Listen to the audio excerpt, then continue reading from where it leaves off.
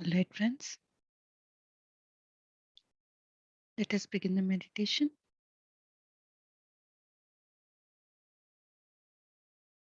Let us cross our hands, fingers into fingers, cross our legs, gently close our eyes.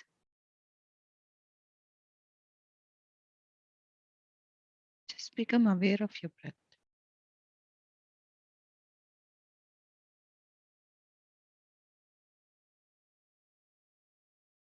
The breath which is going in through your nose, the breath which is coming out.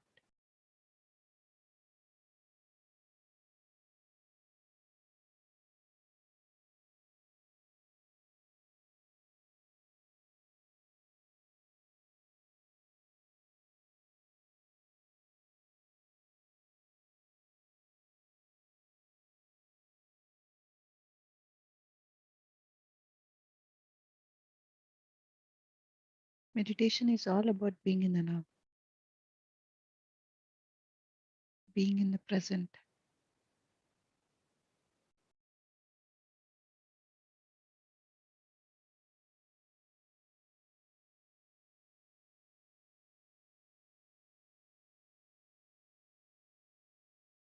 The only thing that we can feel in the present is our breath, our natural breath.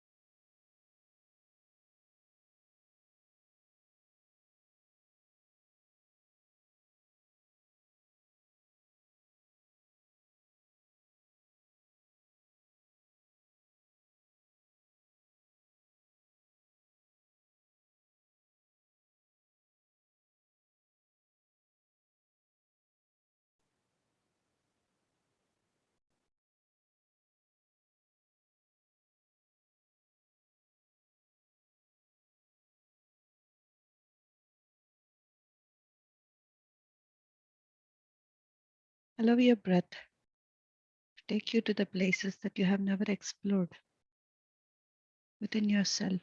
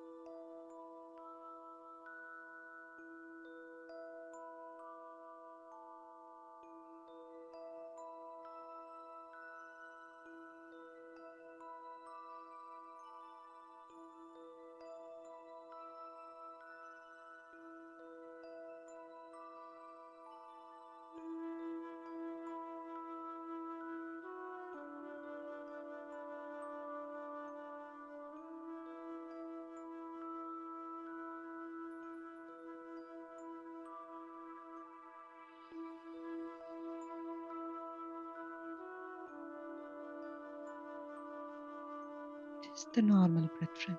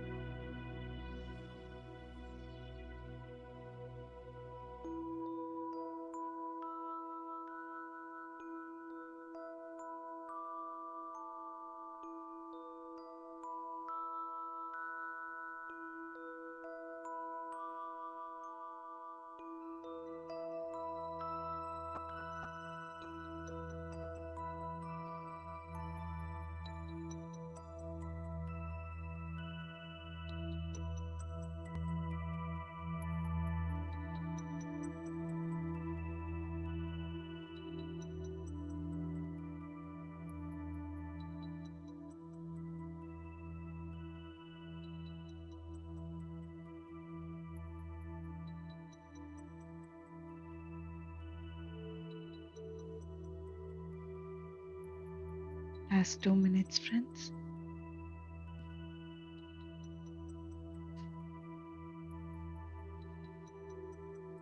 Bring back your awareness to your physical body and to your surroundings.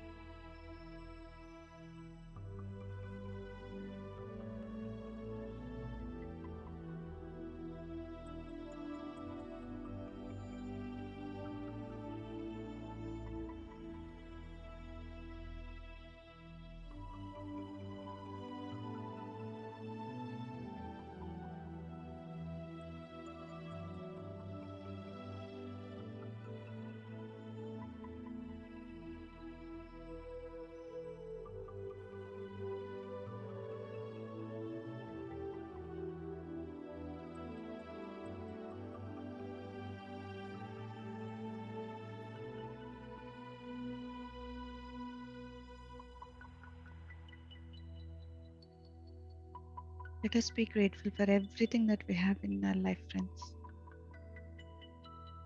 Let us appreciate life.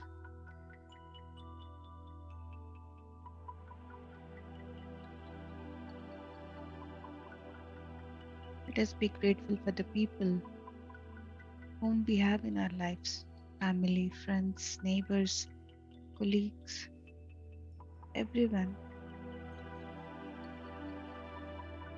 Be grateful for all of them.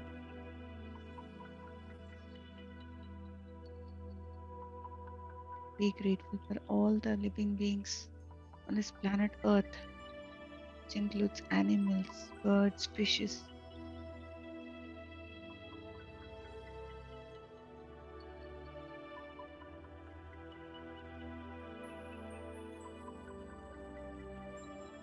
plants, trees,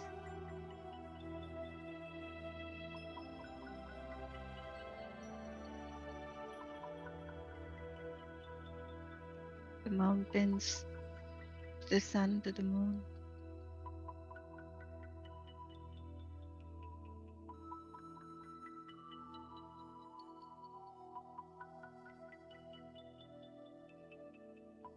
Let's be grateful for all the situations that we have in our lives. They're teaching so many things.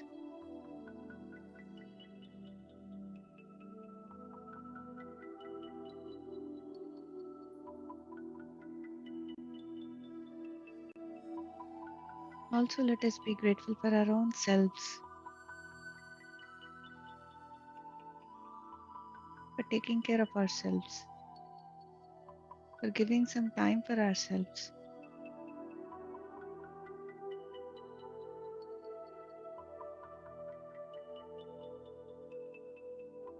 and to our breath as well. Just be grateful.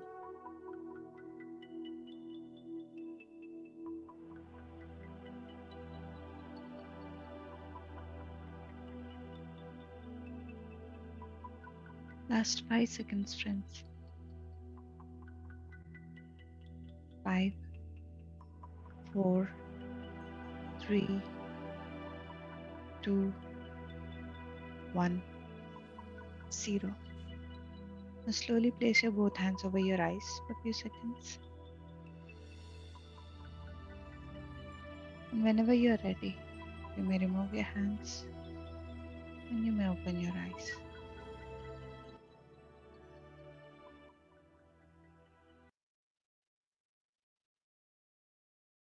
Welcome back, friends. I hope you all had a beautiful journey. And today we are on day 15 of enlightenment on no death.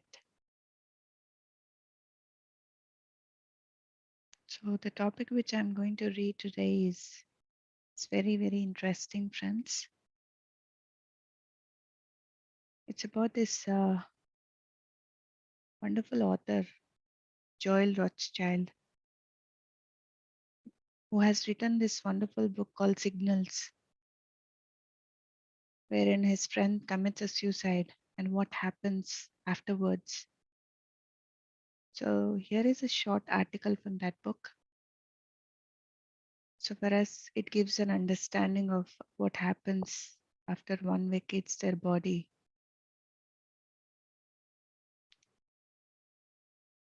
Albert's suicide triggered an avalanche of painful memories. Every loss I had ever experienced in life rose to the surface. I thought seriously of suicide. A large part of me did not want to live. It seemed the perfect solution. I, I might even see Albert again. About 1 in the morning, I felt a chill. It was a hot California night, and suddenly I was very cold. I sensed Albert was near, and for some reason, this made me panic. In less than a second, I felt a warm flush of heat, and I could feel Albert's presence again. I could not move a muscle, not even blink. I was calm and relaxed. I felt no physical or emotional pain while he was present. For the next few moments, all of my sadness was evaporated. There is a distinct line between conscious and unconscious thought. I was definitely conscious, clearly awake. I was not in the dreamlike state one experiences before falling asleep, like the character played by Jodie Foster in the movie Contact. I have no evidence other than my own story. I never really expected Albert to contact me. Before his death, spirituality remained an abstract idea. But at 2 a.m. on the morning of 2nd June 1994, I was given a concrete spiritual experience. A transparent light appeared above my bed. It was a thin light, veiled in some way. It looked like smoke rising above candlelight. My room was very dark. My blackout shades were pulled shut. There were no lights on. The misty light hovered above me, and again I could sense Albert's words in some way, not by hearing them, but by feeling them clearly. They were strong and distinct. He began with a question.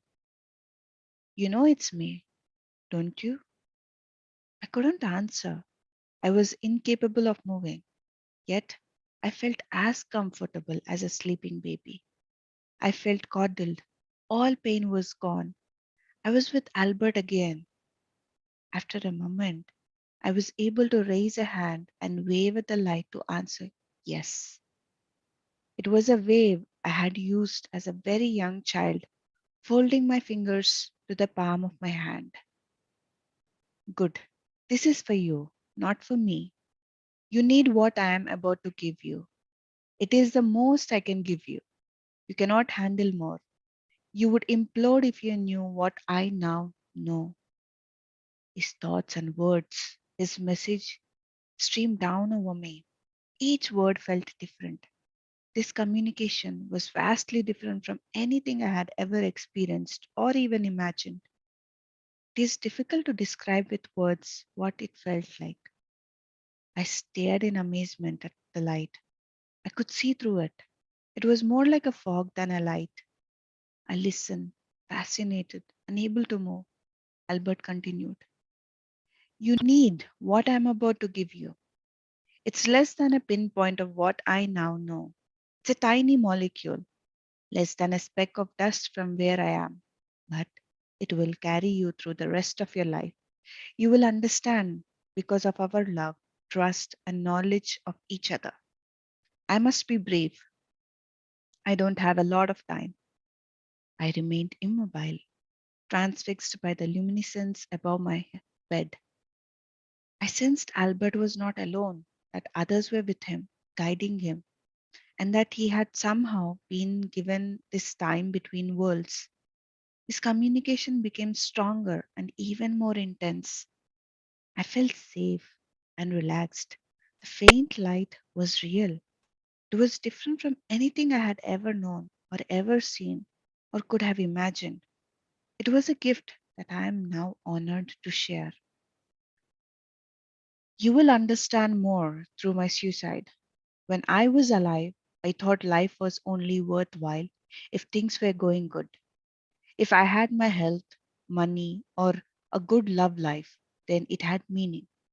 Life was worth living when it was going the way I thought it should. I now know differently. Joel, you must not take your own life. You must go as far as you can in life. Know that each and every moment of life matters and that they are the same in many ways. Ways you have not yet seen, the good, the bad, the healthy days, the sick ones, happy, sad, bored, or thrilled. They are the same. With each and every breath, in every moment of life, you are working things out, things that are connected to something far greater. You are a part of something much bigger. We are all a part of this larger purpose. Those kind people of those and those cruel people all have a purpose. You can't possibly understand right now. Each and every person matters, and each and every moment matters, the painful ones included. We're all one. You are now confined to living a single moment at a time, moment by moment. You mark your life. All spiritual growth is based on the work from the past. All past experiences are building blocks. All the individual moments of life are the grains of matter that form each block.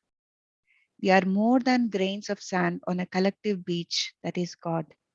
We are individual universes bound, tied, and connected to one another. Individual spiritual growth is connected to a collective growth. Free will and destiny are two paths that head to the same place. They are inseparable, nor is the individual separate from the whole. All life forces are evolving, growing, and moving forward towards oneness with the infinite. You must live as many of life's moments as you can endure. There is meaning and purpose in every breath of life for you and for everyone, including the moments of pain and suffering. All suffering is connected to a greater good you can't possibly understand right now. Each breath, each second of life matters. In every breath and moment of life, you are indeed accomplishing and working out so much that you can't understand or recognize from where you are now. What I have now given you is a tiny molecule of the lessons I've learned since death. Wow. It's really, really a wonderful, wonderful article, isn't friends? It is reminding us, it is making us aware of many things. Wonderful article. Yeah. So, friends, if you have anything to share, you can go ahead and unmute yourself.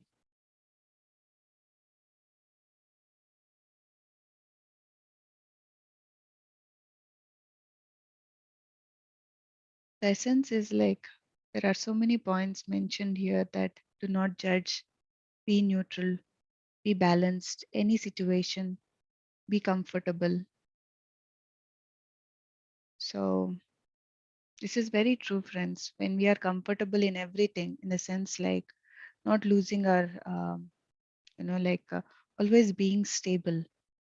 It is very, very important. And I'll share a story after Ram shares. Yes, Ram, please go ahead. Thanks a lot, Madhu. Thank you. Just as you said, I can just say, wow, everything was in there in that information you shared in few minutes. Everything is there. Beautiful. Thank you, Madhu. Thank you so much, Ram. Yes, it's about dropping the judgments about yourself and others, and do not judge others or yourself. Stop complaining, start living. So, yes. Yes, Arpita, please go ahead, Arpita. Yeah, thank you so much, Madhuka. It was super. Mm, so, as mentioned, everything happens for a reason. Mhm. So it's clear. But for example, when we have happy moments, we are happy. But when we have some difficult moments, we feel very sad. Yeah. But I think we have to see what it speaks to us, what it has to do with us. If there are difficult moments, what can I learn from it so that in the future it maybe not come once again. So when we have a strong belief in God, for example, whatever we are experiencing is for our good. So Mm. we have to accept everything as a good thing. So we have to be happy even at the sad time. Yeah. So so Very it true. was very everything that happens for a reason. For example, um, if we are walking in the beach, Mhm. the sands over there, it has to be only there. It makes a sense. It has the reason behind it. If we take the sand and if we put at the mountain region, it may affect the whole thing maybe. Mhm. So Mhm. uh, so everything is Everything has a ma- purpose and everything has yeah, a reason behind what and how things are. Yeah. Very true, Arpita. and it says that we don't even want to pray to God, Mm. because we have a strong belief in God. mm, Why should we have to pray to him mm, to mm. give our opinion? Because Yeah, his opinions are even far better yeah, than we know right now. yeah. So what we have to do is just experience what life gives us Very every moment. true. Very Thank true. you. Thank you so much. It's really, really wonderfully said. Yes, and when you said about the sad situations will be sad, or when we are happy, we will be more happy. So I would like to share an example which happened in 2019. I'm sharing it in like in many sessions, but I want to repeat it again. It happened in 2019. I was in Egypt because there was a group who came to Egypt from India to meditate inside the pyramids. So whenever Patriji goes to Egypt, I make sure that I'm there, and we organize some sessions. So we were there in the hotel, and there were a lot of Indians, and it was a time for their departure to India. Like they were leaving to India, and they just have 10 or 15 minutes time. So one of my friends who came in that trip, he just saw that I play the singing bowls, and nobody knew that I play singing bowls. So he came to Patriji and he told to Patriji, Patri sir, Madhu plays wonderful singing bowls. So can we all meditate with that? So Patri sir, as usual, he says yes to everything. He said, okay, invite everybody to my room and we will all sit here together and we will meditate, he said. So everybody came knowing that I'll be playing singing bowls. And when everybody came, and I came with the singing bowls, and I was there with everybody, and I was just thinking, when will Patri sir ask me to play the singing bowls? And like I was really worried because they have to go and catch the bus to go to the airport, and it did. And Patrici was not asking. Patrici was asking about their experiences. How was the meditation inside the pyramids, and how was the whole trip? He was asking like that, and I was just there's so much of things were harboring in myself. Why is he not asking me? All these questions were coming up, and then after some time, like he asked everybody to close their eyes. And I thought, now Patriji will ask me, he will ask me to play the singing bowls, but he did not. So I was like a little, disappointed, or I felt, Mhm. why did he not ask me? I felt little bad, uh, you know, um, after then he said, okay, now everybody go, take your bags and go to the bus, he said. Okay, then I felt because everybody knew that I'm going to play the singing bowls, and I did not play it, and I felt very disappointed. And Patriji said, "Okay, Madhu, let's go for food. Let's have some lunch." Okay, we had lunch, and meanwhile, I had introspected myself what happened within me. So it was my ego which came up, and which was telling that, Madhu, you can also do that, something like that, like the ego, you're just it comes in a very subtler way, like it's called a spiritual ego kind of a thing. It comes in a very subtle way that, Madhu, you're doing great things, like you're doing wonderful things, and like you will play the singing bowls. And when that did not happen, my ego did not get the food. So it felt bad. I felt bad. And but one more thing is, when you meditate, it won't take much time to recognize that. So it did not take much time for me to recognize that it was my ego's play. It just took half an hour's time to introspect myself. And afterwards, I went to Patriji and I told to Patriji that, thanks, Patriji, for breaking my comfort zones. Because I was thinking everything is comfortable, everything is so smooth, and everything is so easy. Mhm. And then suddenly, if something like this happens, so I felt not good. So when I told him, thank you, Patriji, for teaching me this thing, for teaching me how to break my, when something happens, uh, how I have to be. Then he said, Madhu, I did not break your comfort zone. I want you to be comfortable in any situation. Like whatever happens in your life, be comfortable. If good things happens, be comfortable. If not good thing happens, be comfortable.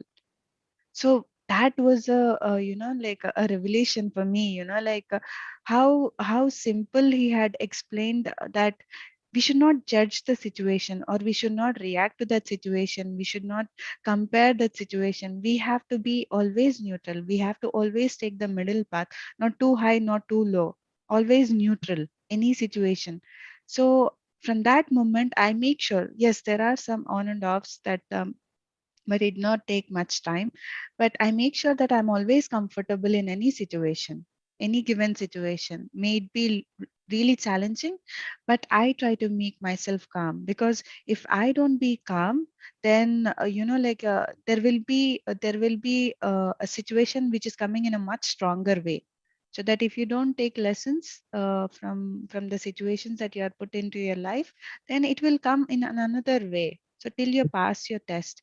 So that day I have passed my test. It did not take much time. So from then, like I have a new understanding to life. I have seen, if something is happening in my mind, I just say, like, no, I have to be comfortable so I don't fall into that trap.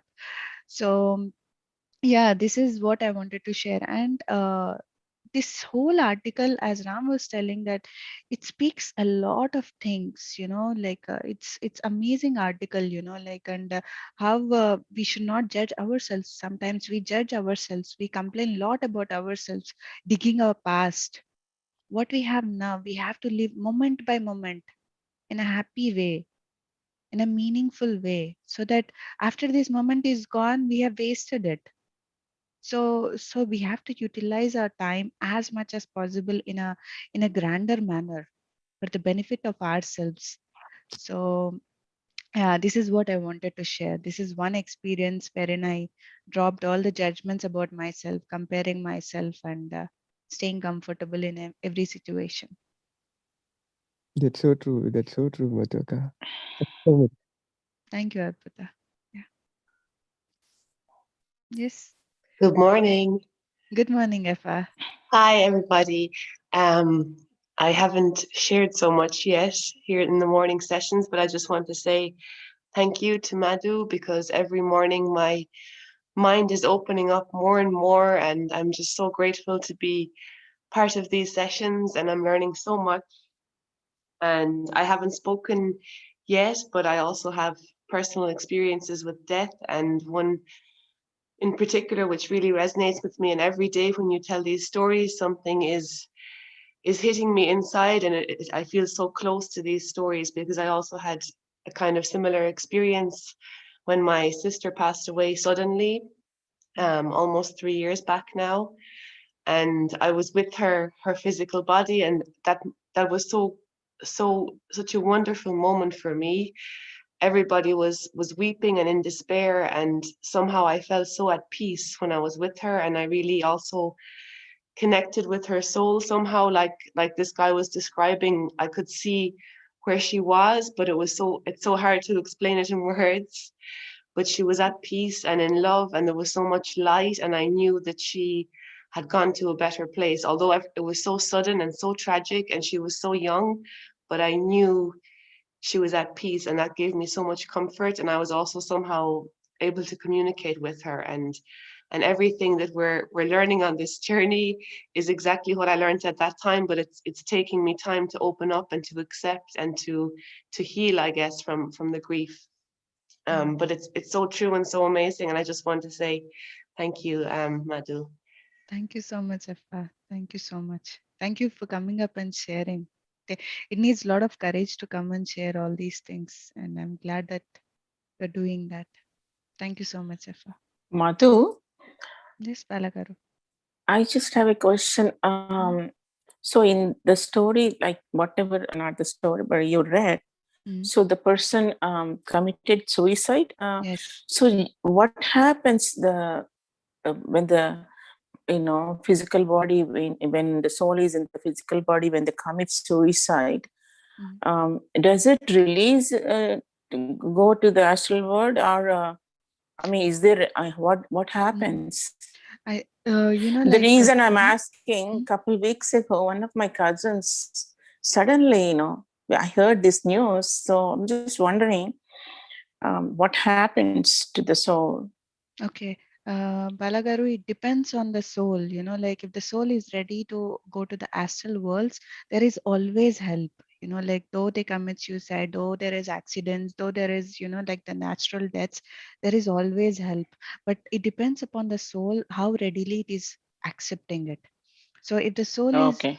is ready to accept and move on to the astral worlds, yes, immediately it will be taken and it will be given some rest and it will be given lot of like help over there, like the Okay. counselings over there. So this person Albert's suicide was was needed. Like sometimes, like we think that why he had committed suicide, Mm-hmm. it is wrong. But he like in this case, he went to the astral planes and he's conveying to his friend Joel that, Joel, please do not take your own life, like value your own life. So for that reason, Wow. so like these things, it is very important to know these things. And we also read about the others, like on the other days we also spoke about suicide, what happens to the soul. Like it takes a lot of time for the soul to take help, because they are still not yet ready, they are earthbound, and they feel so Uh, much pain, because they were not mentally strong at the time yeah. when they took their life. And we are not supposed to end our life just like that. We should not Yeah. That's interfere. what I heard. We should Because not we came interfere. here with the purpose without Yes. finishing that, without learning our lessons fully. When we leave this world, that's what my question, what happens? I mean, does the soul leave quickly, from this earth planet? That's what, and I'm wondering, Yeah. because sometimes you feel, even this person, he was very educated, highly educated, and in a very high position. Suddenly, because of some incident, Mm. um, it's a shocking. Yeah. So I'm just wondering, like, in such cases, what happens? Yeah, as I told you, Balagaru, it depends on the, like the person's, like the soul, like whether it is ready to go to the other worlds, because help is Mm-hmm. always there. Sometimes they don't see it. Like the ones who commit suicide, they don't see it if the help is in front of them also, because they are stuck with still the situations that happened in this earth Mm-hmm. plane in the previous life. So it takes a lot of time for them to come out of this shell. So yeah. Yeah. And for this, I think I request also Sharu, please go ahead. Sharu, please throw some light here. Thank you so much, Madhu ma'am, for bringing up such a beautiful topic. This is very close to my heart because because of my personal experiences in that. And when we talk about these souls, so basically there is a lot of shame, guilt, regret, and self-blame. So these are very, very heavy emotions that the soul has these imprints with. So what happens is it all depends upon us. Suppose what happens sometimes, even the parents or even the loved ones, they also have the same feeling. They have a guilt, they have a feeling of blame. For example, when my father, he did not commit suicide, but when he was in the hospital, so my brother was having this guilt that okay, probably I would have done something for him, I could have done something. So today also there are so many COVID patients, so I am receiving the calls from their loved ones, and they are saying that Shahrukh, probably we could have done something more. So there is a lot of guilt, there is a lot of regret in each and every soul that probably we could have done something for to avert this tragedy. Mm. But what happens is that if we as the survivors of these loved ones who have passed away, if we also dwell on the same self-guilt or the blame or something, then the soul will not be able to go peacefully. So it is very important for us to take away these emotions and accept whatever has come to our way, although it takes time to accept, but start accepting. And after that, when the acceptance is done, the healing takes place. And when the healing takes place, then these souls who are already so distraught, they're already going through so much, they leave. So I will tell you one more experience of mine. One of my very close friends, brother, so he was just 21. He was not yet married. So he was going on the bike with his friend, and he was going in the mountain area. Mm-hmm. And it was dark, pitch dark. And they were riding the bike, and he was going to a resort to have some holiday with his friend. So when they were going that side, so he suddenly, what happened, he lost the balance. He could not understand what happened, and he rammed somewhere and he went into the valley. It was a bad death. Why? Because the body was also completely torn. Yeah. No, it was found, but it was in a bad state. It was found out after a long time, and the family was completely in a devastated state, completely, because the boy was just 21, and the sister was about to get married, and she was about to get married on this, after 2 days, after 2 or 3 days, something of that sort was happening. So this family, both the families were distraught, and she asked me that, please ask him, that why did he leave us, and why this, accident happened. She was in such a state. So I asked the angels that, can I please communicate with him just once, if you can let me do that, because generally angels always tell me not to barge into their realm. So when I requested the angels twice and thrice and got the protection from them, and I got shielded from them, then I, talked to him, and I found him there. And, there, all his friend was saved. His friend, nothing happened to his friend. He was absolutely okay.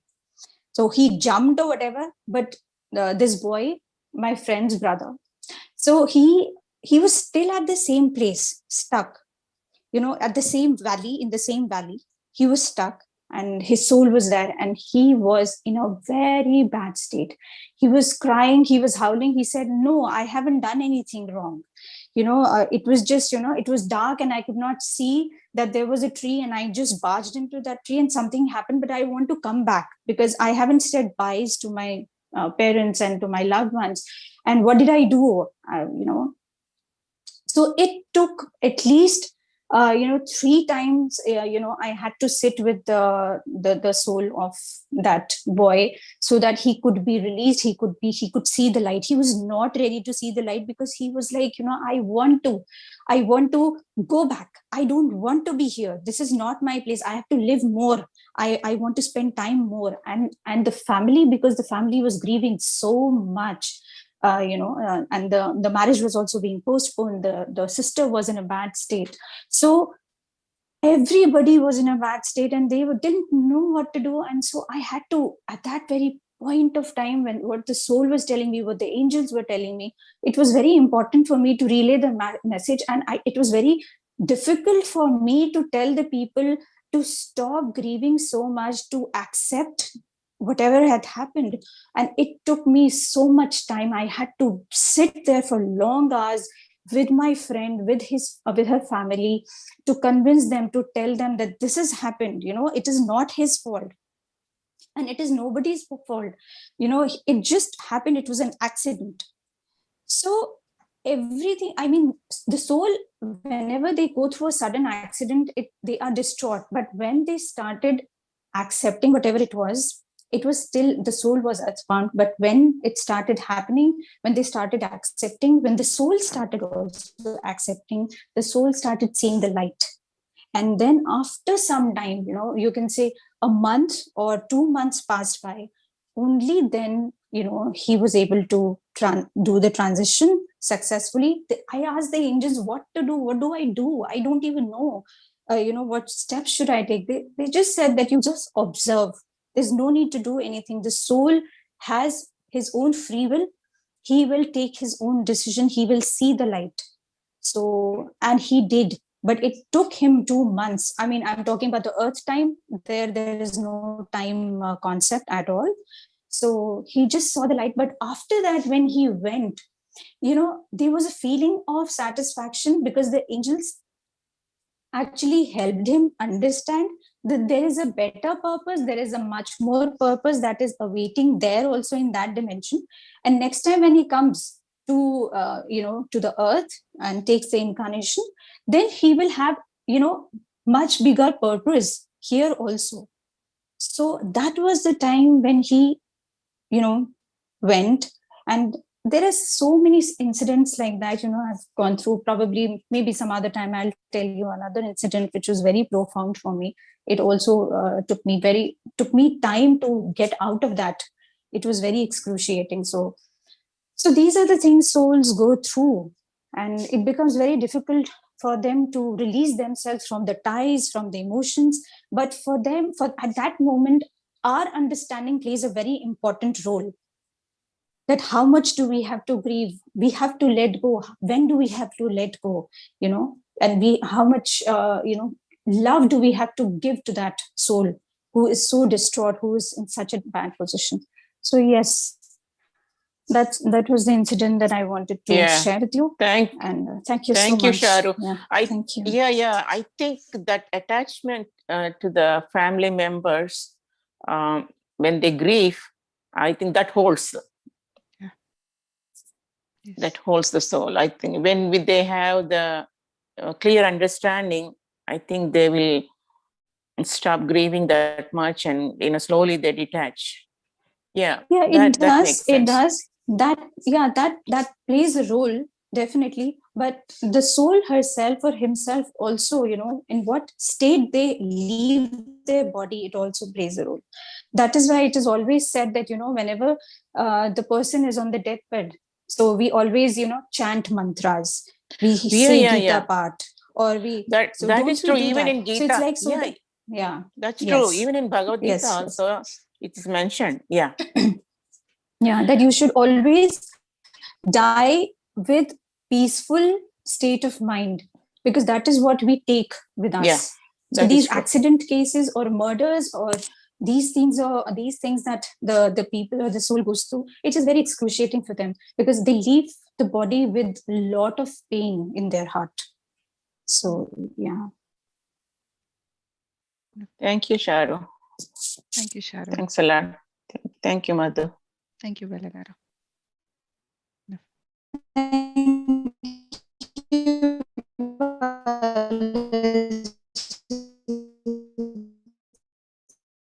Yes.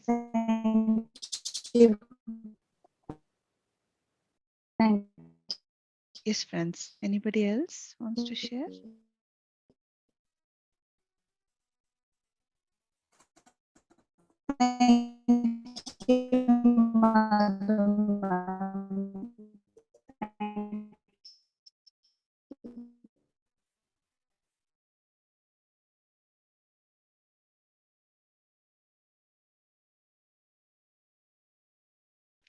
Okay, Indraji, your question is, what are your thoughts on euthanasia, assisted suicide? I have no clue about this, Indraji. Maybe Sharu, can you just help me with this? Yes, euthanasia, Indra sir, euthanasia, as far as the human beings are concerned, it is not recommended because it's a controversial, very controversial, because people who go through, the loved ones who say yes for the euthanasia to the person who's on the bed and who's suffering. And if they say that, okay, we are voluntarily willing that the patient who is on the bed, who is going through so much, we are giving you the permission to the doctors that, okay, end the life of that person.